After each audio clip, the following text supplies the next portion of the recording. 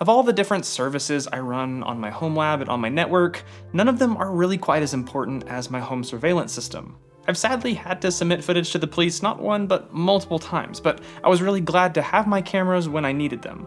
So in this video, we're going to take a few fairly inexpensive cameras, an old computer, and quite a bit of Cat 5, and build an affordable but solid home surveillance system.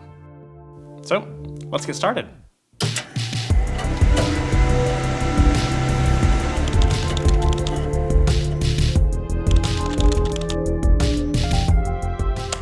In this video, like I mentioned, we're going to be setting up some security cameras around my house, and we're specifically going to be using these cameras from Reolink, who happens to be the sponsor of this video.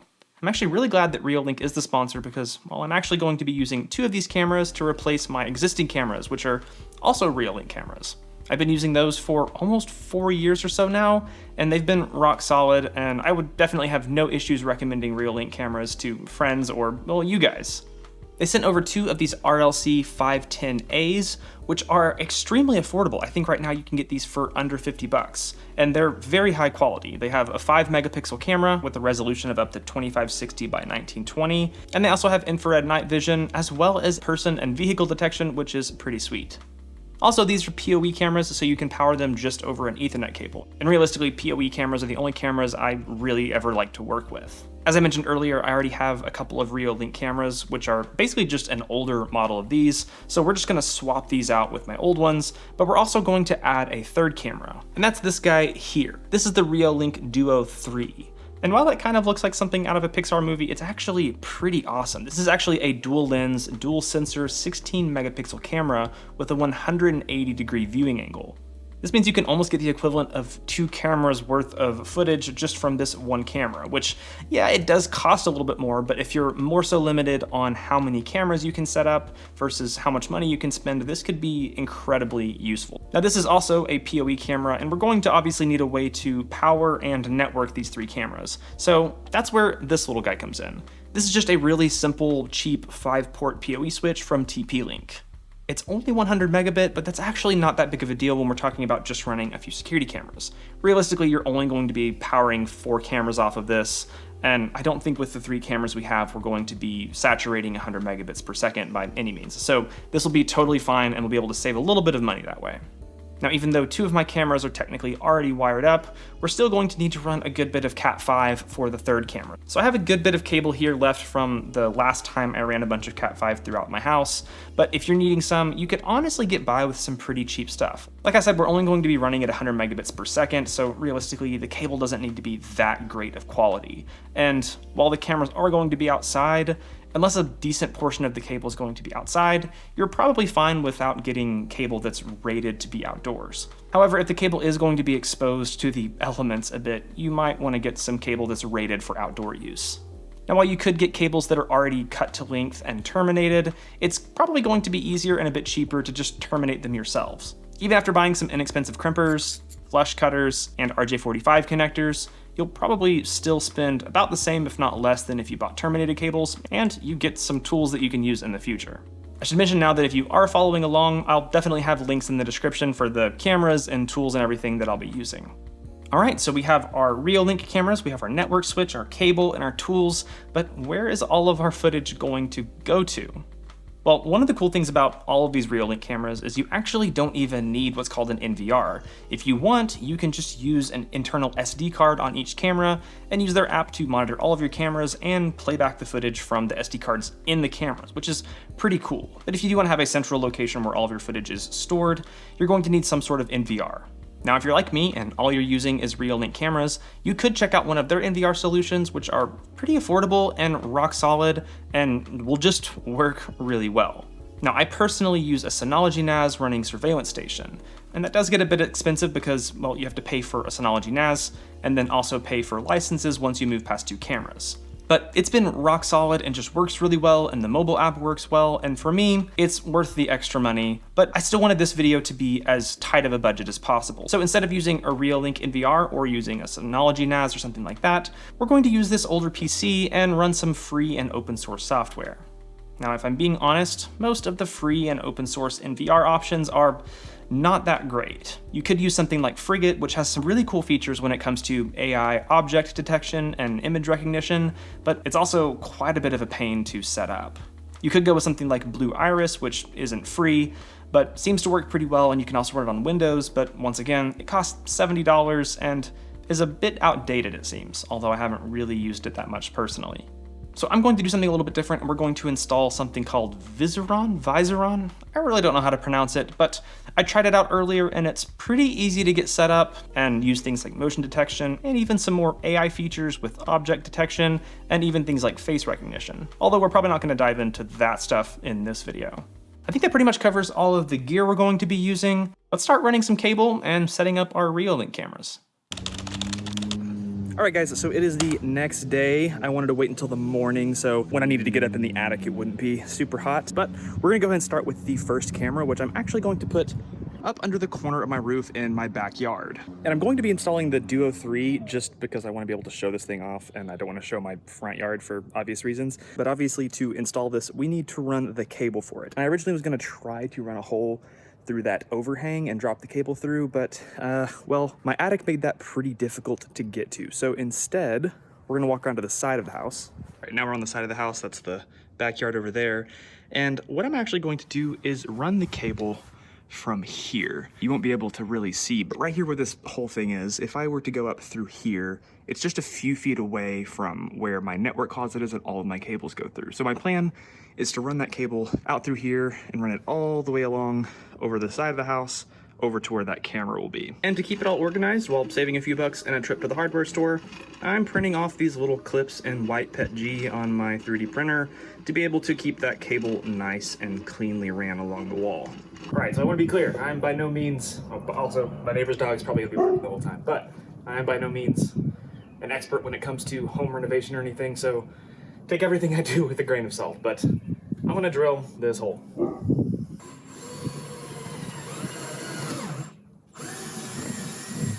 That was fairly easy. And there we go. I think now all I need to do is use some electrical tape to tape our Cat 5 to the end of this guy and pull it up through so I can grab it in the attic. All right, let's run up to the attic really quick. So if I make my way over here, we can see this is where all of the cables very neatly drop down into my little networking closet. And there is our little flexible rod with our Cat 5. So I should be able to just pull this up, and there we go. I'm just gonna leave that like that for now because I shouldn't need that flexible rod anymore. All right, so we have the cable ran. Now it's just time to run it along the side of the house over to the backyard where the camera's actually going to be. And to keep that nice and tidy, like I said, I 3D printed a bunch of these little, I can't really hold them up. 3D printed a bunch of these little cable holders, which is pretty handy, and it was a nice way to save a trip to the hardware store. And then I also have some wood screws to screw it into the wood of this overhang or whatever it's called. And then I also 3D printed this little project box that I'll be able to screw up into the roof to store all of the connectors and cables when I hook up the camera. And then I can just pop it closed, and it should keep it all nice and tidy. And I'm a dummy and didn't print enough of these clips, so I'm printing some more. 18 minutes to go.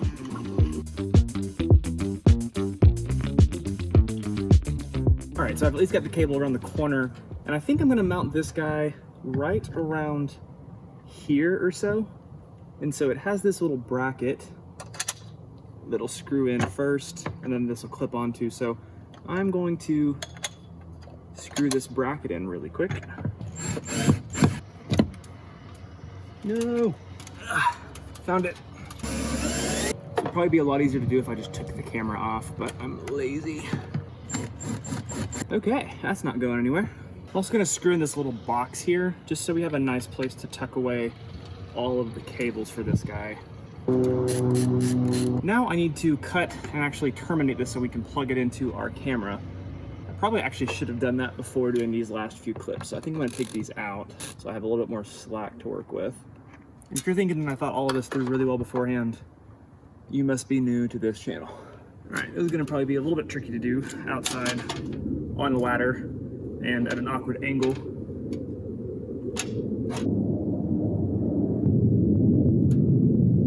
It's a loud freaking plane. By the way, if you've never done this before and you're wanting to learn how, There's a lot of YouTube videos on how to do it. It's fairly simple. You basically just split up all the wires, try to smooth them out a bit, and then you gotta get them in the right order.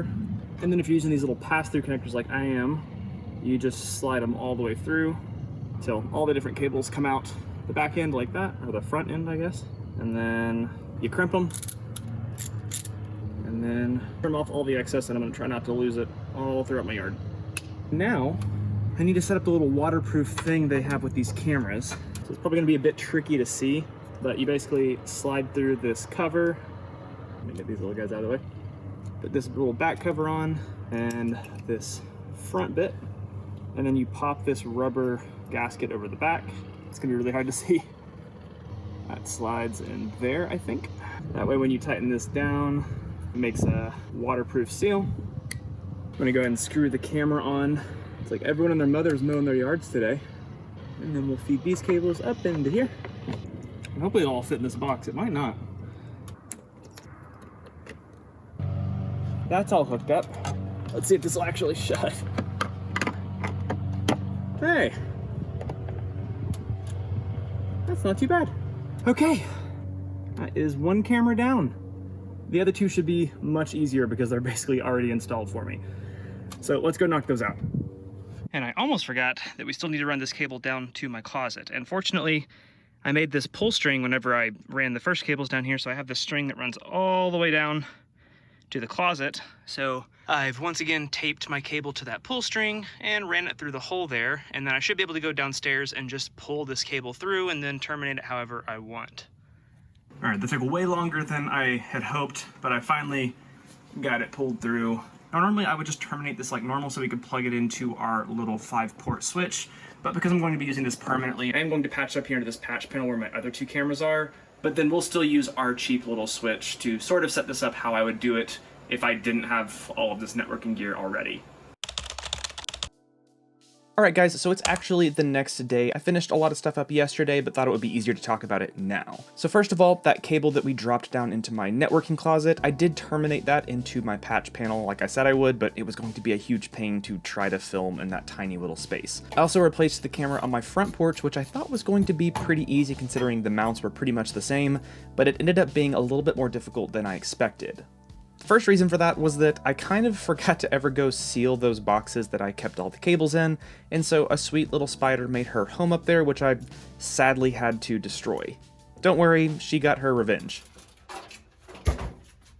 After climbing back up on the ladder, I realized there was another issue, which is that on the old cameras, the little waterproof cap thing can't come off of the Ethernet cable without clipping it off and re-terminating it. And I didn't really have the time and really didn't feel like doing that, so instead, I sadly sacrificed my old camera, installed the new one, and then sort of just shoved all of the cables into the box and kind of screwed it closed with the cables hanging out the side. It's fine, I'll fix it later, but we got our camera set up and it should be working.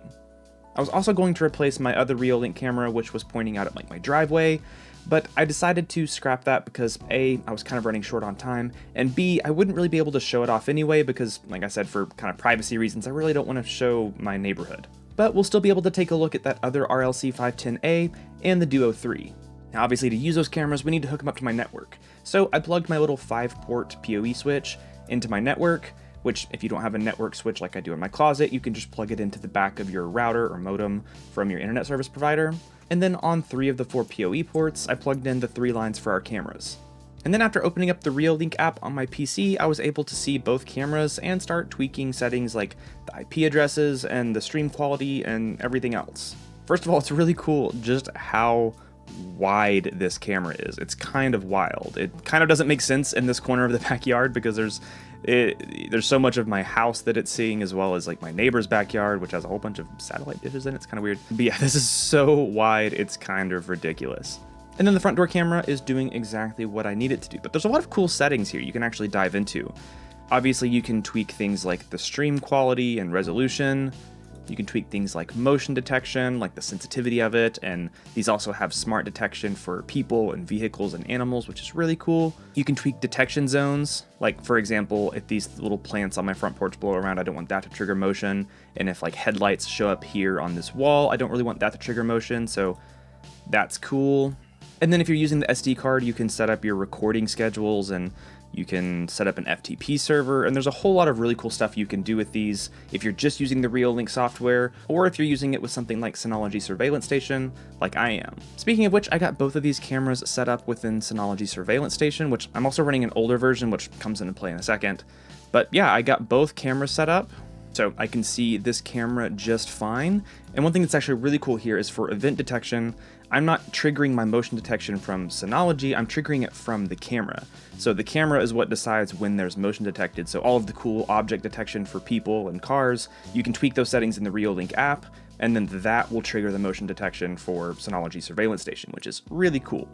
Obviously here I can do cool things like set up schedules to only record on motion detection at certain times and the stream quality and all sorts of cool stuff. I love Synology Surveillance Station. The one issue I ran into was that while this backyard camera is set up and working, if I try to pull it up in the live viewer, it doesn't work on the web browser, which I think is just because I'm using a pretty old version of Surveillance Station, because I've seen some videos of people setting this up with Synology Surveillance Station with no issues, so I think that's the problem, and I imagine if I was using an updated version, which I need to get to, it would work just fine. But we're not setting this up for Synology Surveillance Station in this video, we're going to set this up with that HP ProDesk I mentioned earlier, and Viseron, I'm really not sure how to pronounce it still. That HP ProDesk isn't anything crazy. I actually don't even know the CPU that's in it. It's a 6th gen Intel something. But realistically, for some basic NVR stuff, you don't need a CPU that's crazy unless you're trying to do a bunch of detection or working with tons of streams. I dropped in 8 GB of RAM, as well as an M.2 SSD for the boot drive, and then a hard drive to store all of the footage. This just happened to be a 4 TB drive, but you really probably don't need that much storage, especially just for a few cameras to hang on to footage for a week or two. Now to keep this really easy, I'm going to install Debian 12 and then install something called CasaOS, which is just a nice web UI that lets you run some different Docker containers and manage files and things like that. And I have a video on CasaOS, but I'll also link another one from Tech Hut where he installs Ubuntu Server instead of Debian. But the process is really easy. You'll just install Ubuntu Server or Debian and then install CasaOS, and then we'll use that to set up Viseron, I really don't know. To get started, we'll first plug in a monitor as well as a mouse and keyboard, and also hook our computer up to the network. After that, we'll plug in our install media, which for me is this Debian 12 installer, and then turn our computer on. And then you'll probably need to either press the delete button or the F12 button or something like that to get to a boot menu, and then select the install media. And then you'll end up at the Debian 12 install menu. And here we can just hit graphical install. There are plenty of guides out there on how to install Debian 12, so I'm going to go through this pretty quickly so this video doesn't get too long. First, we'll select our language, location, keyboard, then we'll give this a host name of, I don't know, NVR, and then domain name really doesn't matter, we'll just put home. Give it a root password, username, user password, time zone.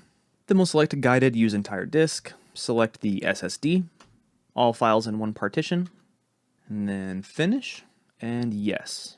Then for the package manager, we'll do my country and the top option, leave proxy blank.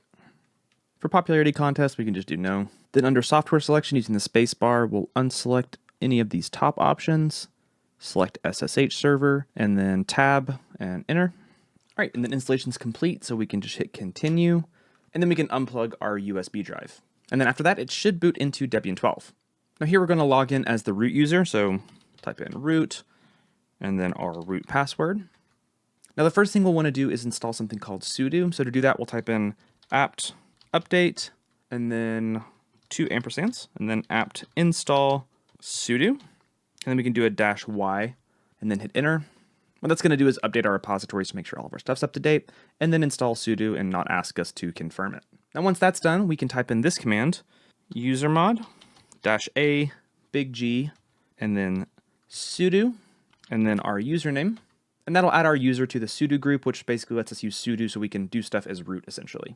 Now we should be able to log out and log in as our user, and then if we type in sudo who am I, and then type in our user password, we should see that we're now root, which is what we want. Now we could keep using our keyboard and our monitor, but I actually want to access this remotely from my Windows machine. So to do that, we need to figure out the IP address, so we can type in IP-A, and it should list out our IP address, which we can see as 192.168.10.207.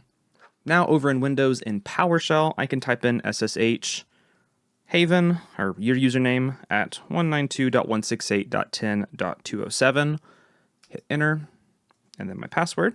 And you might have to type yes here, by the way.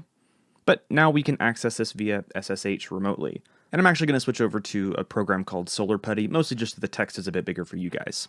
All right, so the next thing we need to do is install CasaOS, which is really easy. First, we're just going to type in sudo apt install curl, password, and then yes.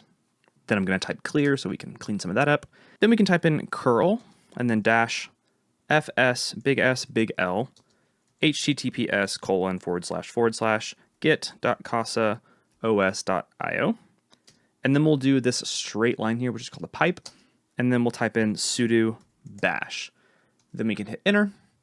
And this is going to download and then run a script to automatically install something called CasaOS, which, like I mentioned, is a nice, pretty web UI that lets us organize files, but also install Docker containers and manage them pretty easily. And if you're not sure what a Docker container is, don't worry. It's just sort of like a containerized little application that we can tweak and then spin up and run, or we can shut it down or restart it and do cool things like run this thing called Viseron, for example. Okay, so this script is done running, and we can see here CasaOS is running at, and here's this IP address. Sometimes this IP address won't show up, but it's the same one we used to SSH into the system. So in this case, 192.168.10.207. So now in a web browser, we can type in 192.168.10.207, hit enter, and this takes us to the CasaOS dashboard, or the login for it. So we can do a username, and then a password that needs to be 8 characters, I believe. And now we are in. Now, there's one thing I should mention is that if you're going to keep using this, you'd probably either need to set a static IP address in Debian or set up what's called a DHCP reservation, which you would have to do in your router. I'm not going to dive into that. You can Google how to do that, but there's a chance that over time this IP address could change, especially if the system goes offline for a while. So you'll want to do that. That way this .207 IP address won't change, and so you can always access it. But like I said, I'm not going to get into that because it's still a little too much for this video, and I'm sure you can Google and figure it out on your own. But for now, there's a couple things we want to do here. First of all, in storage, I want to go find my hard drive here, and we're going to create storage. I'm going to select this, hit format and create. And it's possible if this drive wasn't wiped, you may get that error that just popped up on screen. So to fix that, we can refresh this page, and then we'll go back into our SSH, and we're going to run a command called lsblk, which will show all of our block storage devices. And we can see this SDA is our 4 terabyte, my 4 terabyte drive. And what I'm going to run is a command called dd, and then if equals /dev/0, and then of equals /dev/SDA, or whatever your hard drive is. Then we're going to run bs, or block size, equals 512, count equals 1, and then hit enter. Oh, I forgot to type in sudo, so we'll type in sudo, and then we can just type in 2 exclamation points and our password to run this command. See, you're learning Linux, isn't that cool? And now I'm going to type in sudo reboot to reboot the system really quick. So the reason that error came up in CasaOS when we tried to format the disk was there's some sort of partitioning on it that it wouldn't overwrite by default. And so basically what we did was we wiped the metadata for the partition tables so that when we run this again, it should work. And now if we run that same lsblk command, you can see that under SDA, we don't see those other partitions that were kind of hanging around down there. And then back in CasaOS, we can go to storage, create storage, and we'll select our hard drive again. We can call it storage 1, that's fine. And we'll hit format and create, and this time it should work. Okay, now we have this storage 1 that we can use. So now we'll go to the files browser, and we're going to make 2 folders. First of all, under data, app data, we're going to make a folder and call it Viseron. I think that's how I still don't know how to pronounce it. And then under storage 1, we're going to make another folder, and we'll call this recordings.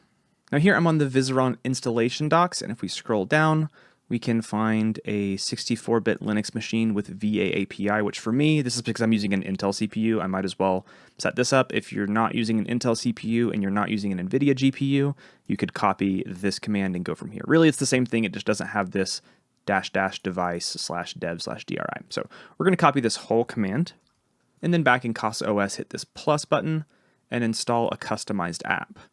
Now we could fill all of this out individually, but instead we can go to this import button and under Docker CLI, just paste this in and hit submit, and it'll tell us there's other stuff we need to fill out, which is fine. We'll hit OK. Up here we'll give this a name, so we'll call it Viseron, and then under this web UI port, we'll just copy this 8888. and paste it here behind ports.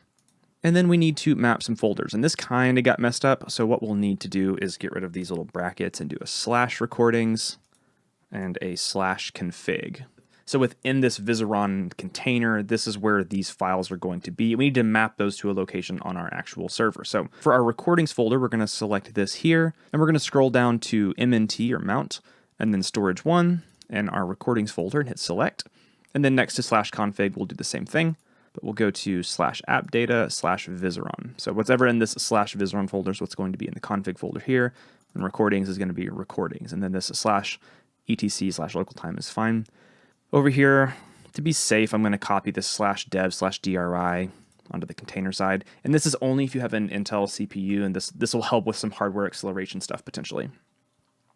And then everything else should be good. So we'll hit install. Now, while this is installing, we can take a look at some of the documentation for Viseron. And for configuration, it does use a .yaml format, which means we have to do some stuff, some text-based configuration, but it's not that hard. If you go to the example configuration, you can get an idea of what this looks like. Basically, everything is split up into what's called domains. So there's a camera domain, an object detection domain, and you can see what these domains are. If you click camera domain, for example, you can go to a list with all the camera domains, which is just FFmpeg and GStreamer, but we're going to use FFmpeg. So in this default configuration, you can see FFmpeg, and then under that, we're going to set up cameras. And so this is one camera, another camera, and a third camera. And then within each of these, you can give them a name. You set up the IP address, the path, which I'll talk about in a second, port, and then format, and other settings you can set up. And then also you can set things up for motion detection and object detection, and then also this NVR, which is kind of what ties everything together. Okay, over in CasaOS, this is installed. So we can click on it, and it's going to say waiting for cameras to register, but we don't have any cameras. So that's not really going to help. If we click this edit configuration, it'll bring up a text editor with this default configuration. And we're going to get rid of some of this just to simplify. So I'm going to select all of this object detection stuff and just hit Control/ to comment all of this out so it's not actually going to be used.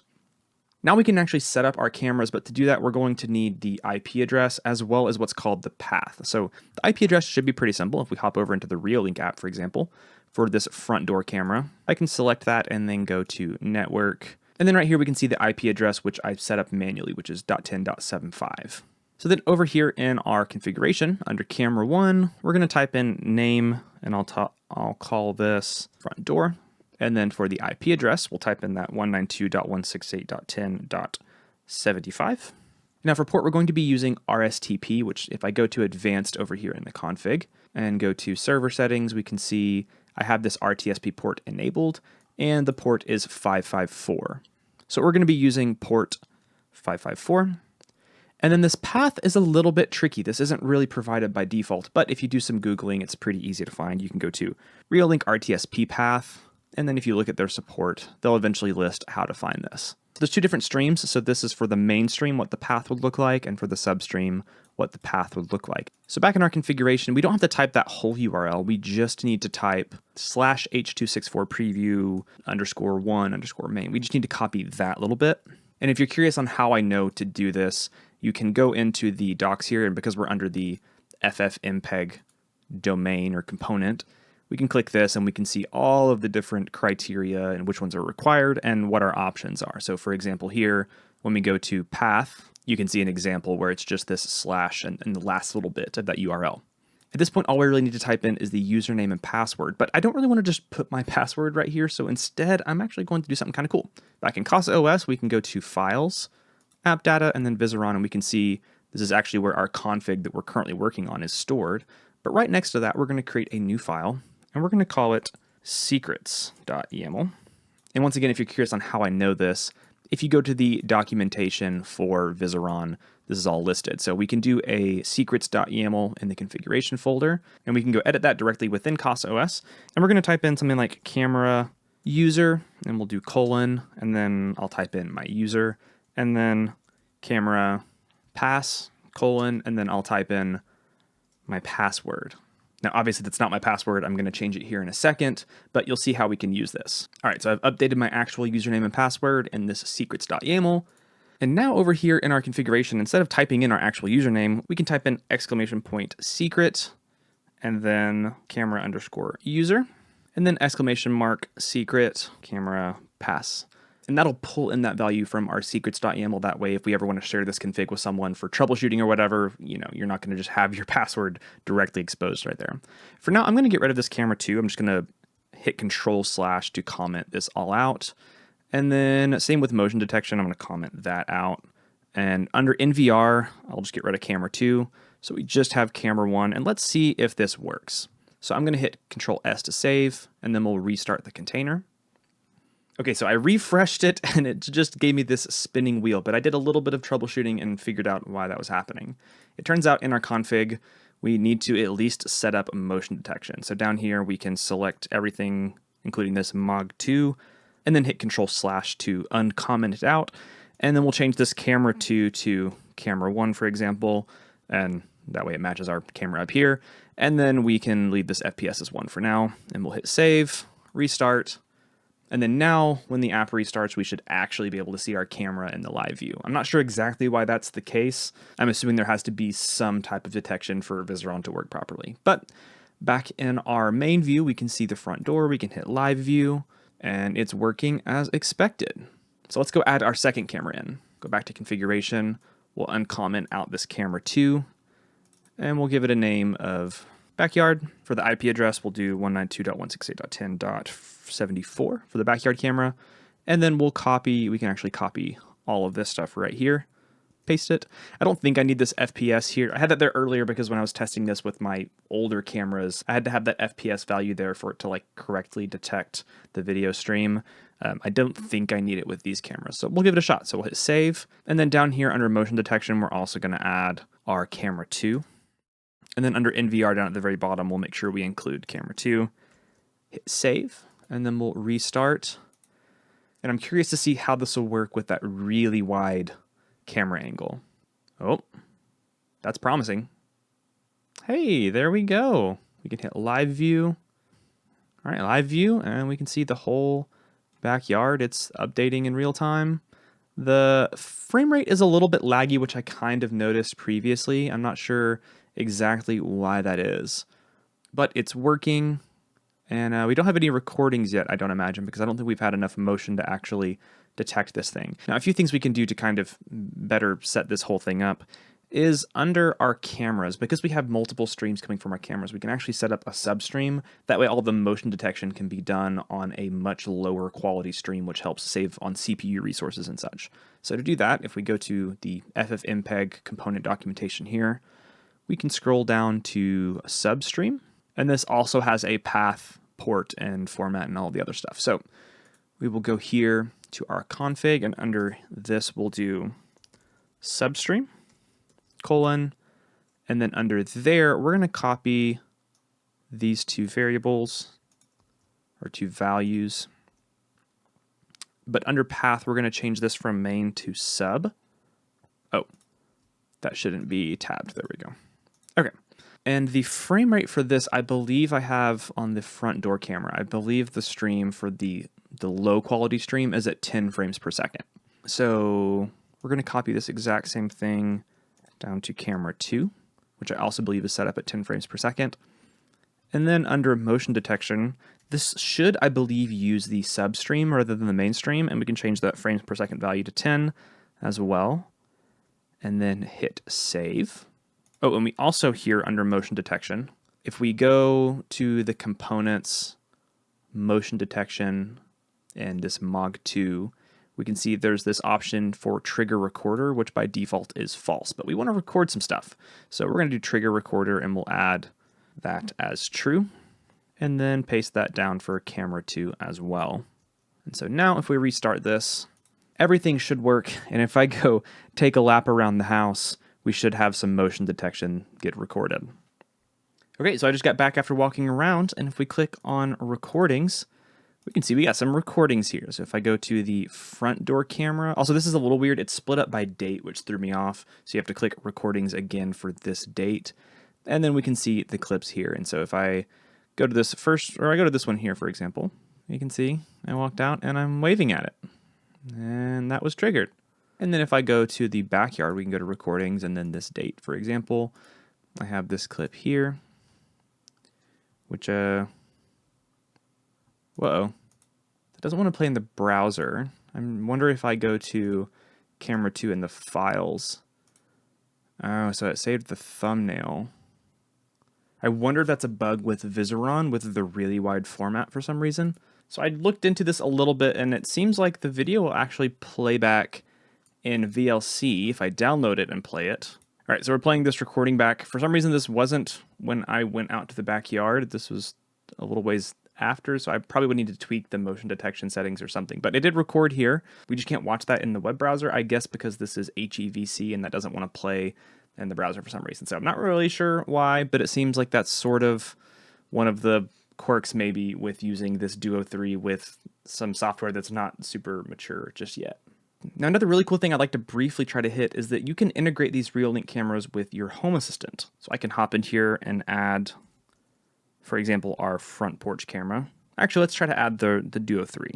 All right, so I added that camera, and we can actually see we have some sensors here and some settings. So we can toggle on and off the IR lights, for example. We can see if motion's detected. Sadly, we can't toggle on the spotlight because that camera does have a really bright spotlight. And I was hoping you could toggle that on with Home Assistant. Maybe that's something that'll come in an update to the integration or something. But it is cool that you can add these cameras into Home Assistant and trigger motion detection that's, obviously you may want to record if motion's detected, but you could also trigger motion if someone walks up to your front porch and you could turn a light on or something. So it's pretty cool that you can integrate these into Home Assistant really easily with very little headache.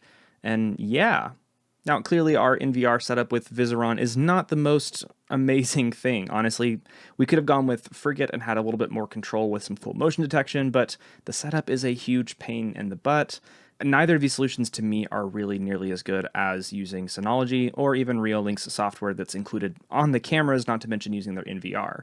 For me, I think it's not only important to be able to record when there's motion detected, but also to be able to set up record schedules so that if for some reason there isn't something that gets triggered, you still have the footage recorded. And also with something like Synology or a Reolink NVR, you have a lot more control of your recordings and how they're stored, and it's a lot easier to tweak them. So my recommendation would honestly be to look into getting the Reolink NVR if you just want a all-in-one contained setup, or looking to use something like a 2-bay Synology NAS to set up and run Surveillance Station. But I think it's really cool that these Reolink cameras are pretty affordable.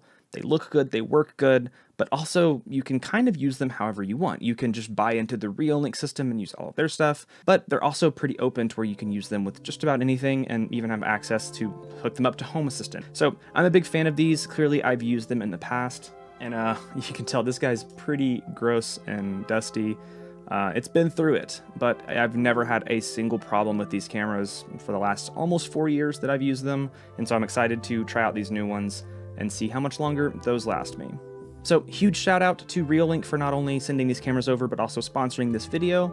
I'll make sure and have links down in the description for you to check out not only the RLC 510A, but also the Duo 3, which is pretty stinking sweet. I think that's about it for this one though, so as always, thank you guys so much for watching, stay curious, and I can't wait to see you in the next one.